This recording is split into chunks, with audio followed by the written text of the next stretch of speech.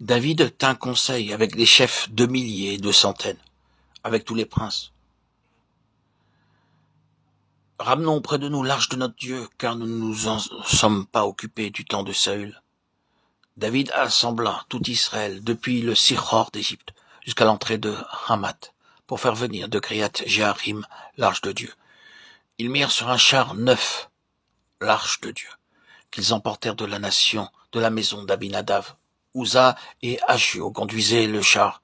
David et tout Israël dansaient devant Dieu, de toute leur force, en chantant et en jouant des harpes, des luttes, des tambourins, des cymbales et des trompettes. 1 Chroniques 13, 1 à 8. Extérieurement, c'était une très grande procession.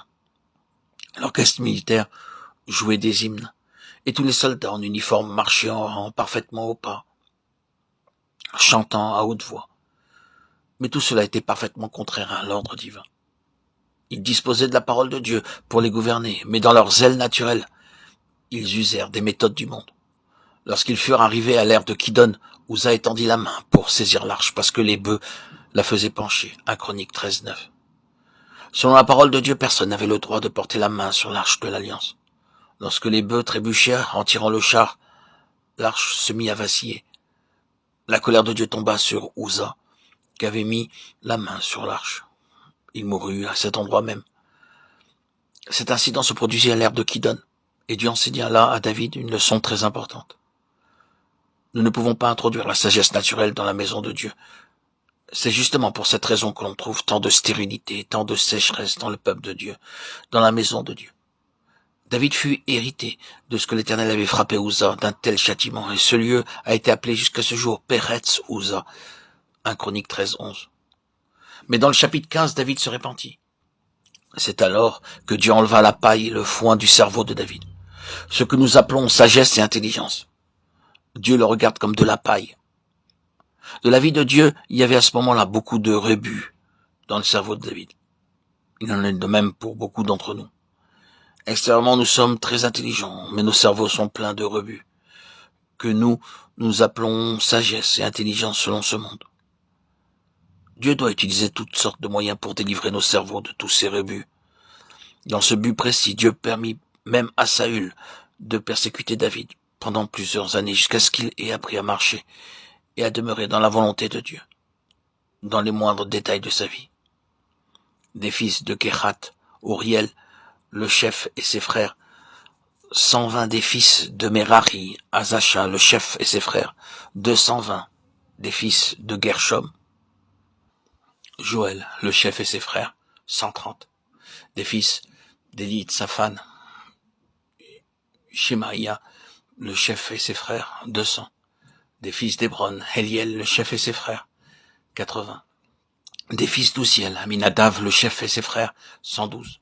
David appela les sacrificateurs Tzadok et Abiatar, et les Lévites Uriel, Asaja, Yoël, Yermaria, Eliel et Aminadav. Il leur dit, vous êtes les chefs de famille des Lévites, sanctifiez-vous, vous et vos frères, et faites monter à la place que je lui ai préparé l'arche de l'Éternel, du Dieu d'Israël, parce que vous n'y étiez pas la première fois. L'Éternel, notre Dieu, nous a frappés, car nous ne l'avons pas cherché selon la loi. 1 Chroniques 15, 5, 13. Remarquez dans ce passage combien David s'était repenti. Dans le chapitre 13, il avait consulté le conseil militaire. Maintenant, dans ce chapitre 15, il consulte les Lévites. Eux seuls ont le droit de ramener l'arche de Dieu à sa place. Remarquez également ce qui est dit au verset 13. Parce que vous n'y étiez pas la première fois, l'Éternel, notre Dieu, nous a frappés, car nous ne l'avons pas cherché selon la loi. David s'exprime ainsi. Nous n'avons pas cherché l'Éternel selon l'ordre établi par lui-même. Il avait appris cette leçon importante, à savoir que notre propre zèle, notre intelligence, notre savoir-faire et notre activité naturelle n'amènent que la mort dans l'œuvre de Dieu. C'est pour cette raison que Dieu avait dû agir avec tant de sévérité d'une façon aussi douloureuse à l'égard de David. Les sacrificateurs et les Lévites se sanctifièrent pour faire monter l'arche de l'Éternel du Dieu d'Israël. Les fils des Lévites portèrent l'arche de Dieu sur leurs épaules, avec des barres, comme Moïse l'avait ordonné d'après la parole de l'Éternel. 1 Chroniques 15, 14, 15. Dans Nombre 4, 10 à 12, il nous est dit clairement comment, selon les instructions de Dieu, l'arche devait être transportée. Et désormais, l'arche fut portée conformément à l'ordre établi par Dieu. 1 Chroniques 15, 17 à 25, 28. Lorsque l'ordre divin est respecté, la joie éclate partout de toutes sortes de manières. De nos jours, on peut voir de nombreux serviteurs de Dieu qui utilisent de multiples moyens, des expédients mondains pour assembler davantage d'argent. Au lieu de dépendre de Dieu en lui faisant connaître leurs besoins, ils dépendent de publicité, faisant usage de toutes sortes de moyens naturels pour faire impression sur les gens. Pour rassembler beaucoup d'argent pour l'œuvre de Dieu, des spécialistes sont embauchés afin de pouvoir soutirer de l'argent, obtenir plus d'argent de manière manipulatrice.